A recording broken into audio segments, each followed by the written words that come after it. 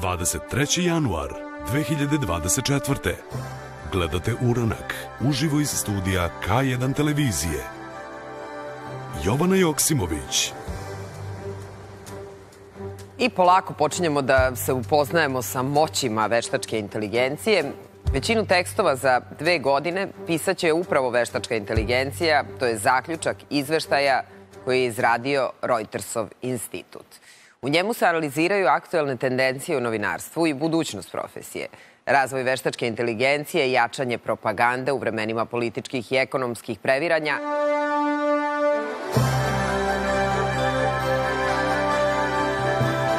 Jedna od tema koja nas najviše zanima jeste kada će biti nova vlada. Predsjednik Vučić juče, i to je svetska tema broj 1 i veliki protesti upravo zbog ovoga u Nemačkoj.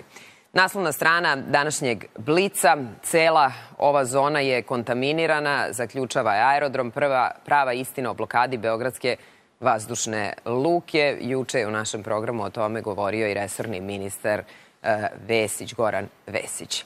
Naslovna strana današnjeg Kurira, otkrivamo detalje optužnice protiv Belivuka i Miljkovića, imovina klana i onda imate ceo spisak na naslovnoj strani današnjeg Kurira.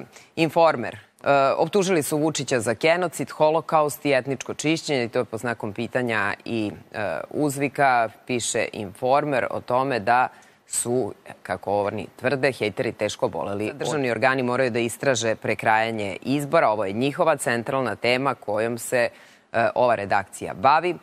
Redakcija Srpskog telegrafa danas o najvećoj tajni najboljeg evropskog trenera. Željko pobegao od vojske, zbog toga bio u pritvoru, piše Srpski telegraf. Alo, o Skupštini koja će biti početkom februara, predsjednik Vučić je poručio da Srbija nema vremena za gubljenje i vladu bi trebalo da imamo do 15. marta. To su samo neke od centralnih tema danas na naslovnim stranama. Dobar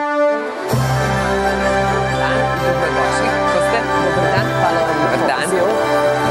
Baš mi je drago da se vidimo i dakle, kada govorimo o večeri osmišljenoj u Pučinijevu čast, onda mi se to više čini kao da je čast za publiku da prisustvuje večeri u Pučinijevu čast. Kako ste je osmislili?